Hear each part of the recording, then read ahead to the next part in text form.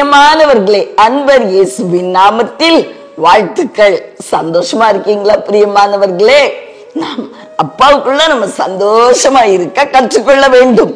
எத்தனையோ தீமைகள் இருந்தாலும் அவருடைய 7 கண்களும் நம்மேல் நோக்கமாயிருக்கிறதாம். பாருங்கள் எவ்வளவு நல்ல தகப்பன். ஆதியாகமம் 31ஆம் அதிகாரம் 24வது வசனம்.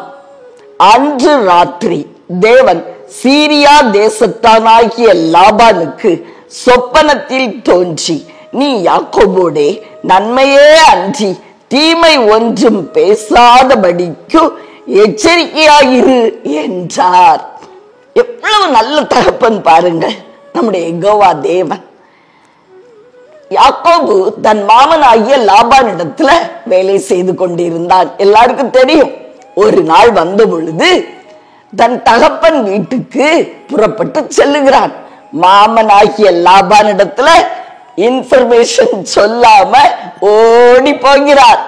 வழியில அவர் பிரயாணித்துக் கொண்டிருக்கும் பொழுது லாபான் அவரை பின்தொடர திட்டமிட்டு பின்தொடர்ந்து சென்றாராம்.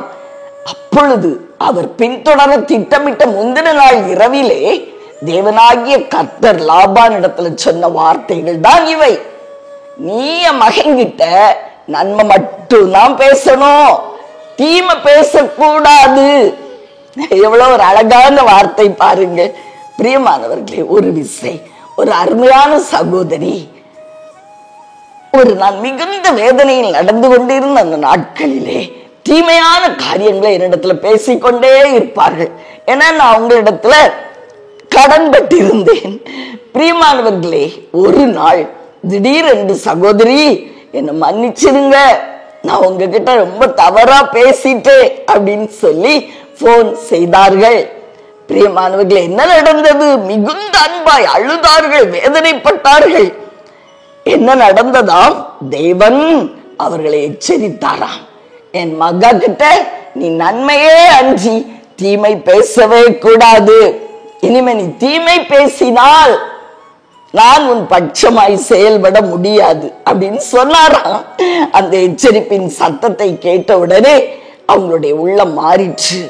பிரியமானவர்களே, தன்னுடைய பிள்ளைகளுக்காக வைராக்கியம் பாராட்டுகிற தேவன் நம்மளை விட்டு கொடுக்கவே மாட்டார். பாருங்க, யாரிடத்துல விட்டு கொடுக்க மாட்டார். நமக்காக எந்த அளவில் கூட அவர் போராட ஆயத்தமாய் இருப்பார். பிரியமானவர்களே, ஆதலால் நம்முடைய அப்பாவை நம்புவோமா? நாம் நம்முடைய எதிராளிகளிடத்துல கூட நம்மை விட்டு கொடுக்காத நல்ல தகப்பனை விட்டு விலகிறாதீங்க, கரம் பற்றி கொள்ளுங்கள். பிரியமானவர்களே, உங்களுக்காக ஜெபிக்கட்டுமா?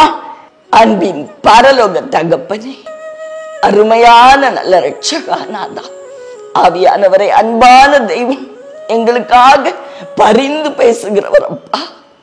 எங்களுடைய எதிரிகள், எங்களை எதிர்க்கிறவங்க, எங்களை துன்பப்படுத்த நினைக்கிறவர்கள், வார்த்தைகளால் காயப்படுத்த நினைக்கிறவர்கள், யாரிடத்துல எங்களை விட்டு கொடுக்க மாட்டீங்க ராஜா.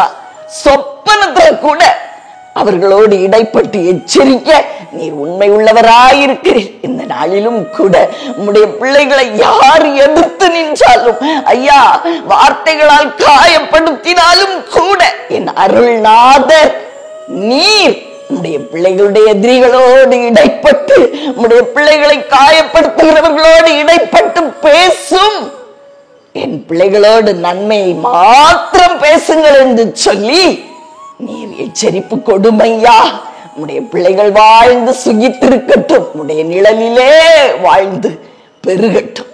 இயேசுவின் நாமத்தில்